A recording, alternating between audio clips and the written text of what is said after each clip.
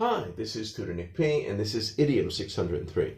The idiom today is to put someone out of one's misery, and we get two meanings and two uses. Okay, somebody want to screenshot, do it right now. Let's get right to it.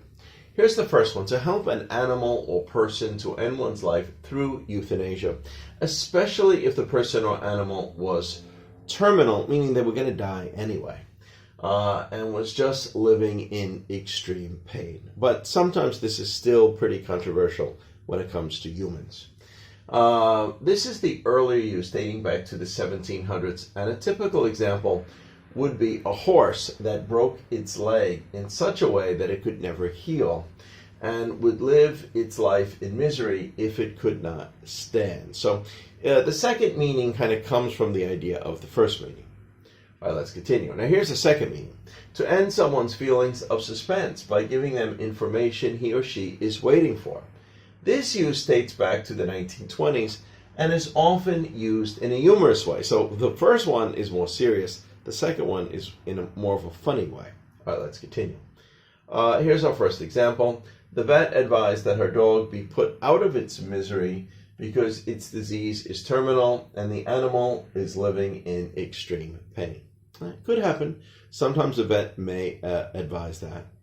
Number two, some people who support euthanasia think it is better to put someone out of his or her misery than have them live in misery before dying. Yeah, so again, assuming that they were going to die soon in the near future anyway.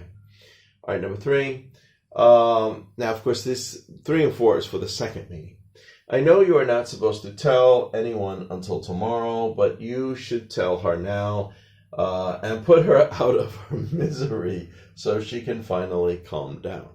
Okay, whatever it is they were going to tell her now. It's okay. Just tell her. Maybe tell her not to tell other people if you can trust her, but, just put her out of her misery. Tell her now.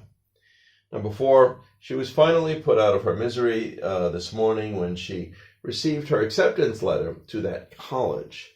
She was stressing over it for months, waiting to hear a response. Yeah, so this could be somebody that's trying to apply for college. Maybe they really wanted to go to this one, and they didn't hear the response right away, and they were starting to get very worried about it.